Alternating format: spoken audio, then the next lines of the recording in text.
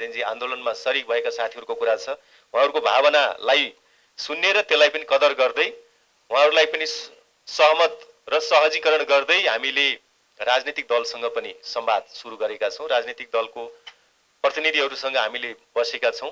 त्यसलाई चाहिँ हामीले अझै बढी प्राथमिकता दिन्छौँ। किन भन्दा चुनाव हुने त आखिरी राजनीतिक दलहरूको बीचमा नै हो। जेनजीका साथीहरू पनि पुरानै दलमा पनि जान सक्नुहुन्छ। त्यसको लागि पनि सरकारले वातावरण छ। नयाँ दल खोलेर आउनुहुन्छ भने पनि त्यसको लागि सरकारले सहयोग गर्छ। तर फेरि पनि उहाँहरू राज्य सत्तामा पुग्ने भनेको चुनावको माध्यमबाटै हो। वैधानिक माध्यम त्यही नै हो। त्यसकारणले त्यसलाई हामीले सहजीकरण गर्छौँ। यसमा हामीले इक्वल अपर्च्युनिटी नै दिन्छौँ पार्टीलाई र नयाँ पुस्ता सबैलाई।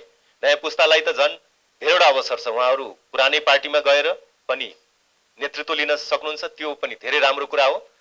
अब नयाँ पार्टीमा जानुहुन्छ भने खोल्नुहुन्छ भने पनि त्यो पनि एकदम स्वागत योग्य कुरा हो।